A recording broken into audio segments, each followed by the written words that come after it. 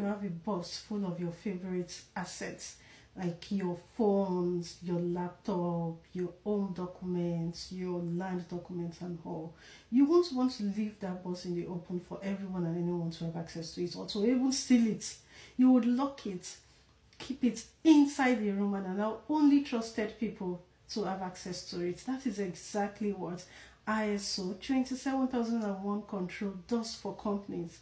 They protect the company box, asset box, which in this case is data. Again, I'm Mary, your trusted risk and compliance advisor.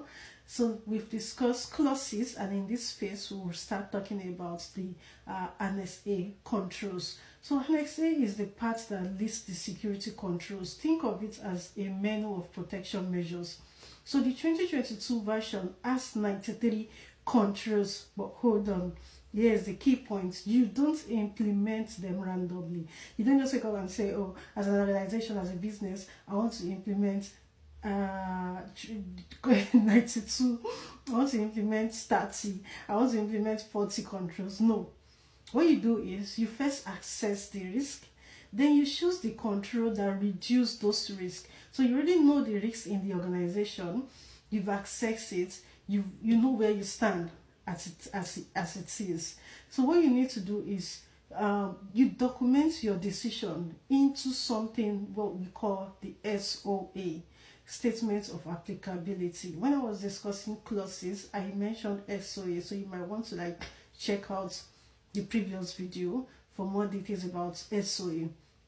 So now what most organizations don't understand is that Annex A is not a checklist. It's not a list where you say, oh, do you have EDR? Yes, mark it. Do you have do you have SIM, like SIEM? Yes, we do, mark it. No, it's not a checklist. So Annex A is like a structured control library, and those controls are grouped into 4 categories. We have the organizational, we have the people, we have the physical, and we have the technology. So bringing all these 4 together now, that is what would help us protect. Remember the box we were talking about at the beginning of this section now. So that is what would help us protect the confidentiality, integrity, and availability of information. So if we bring it back to your assets now, like your phone, confidentiality, integrity, and availability, when you need it, is always there, because it's only you and trusted people have access to it.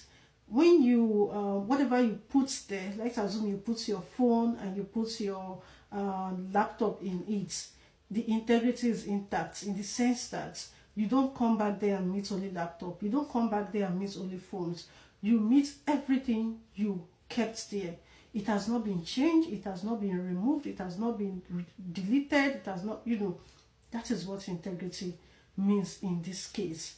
So basically, NSA is just a strategy that turns into real protection. You come together to say, oh, what are our risks? We access it. What are the controls we want to put in place to ensure that this risk is structured, to ensure that this risk is reduced to an acceptable rate. So we'll start taking this category one after the other, starting with organization. So see you in the next call where we discuss organizational. Thank you.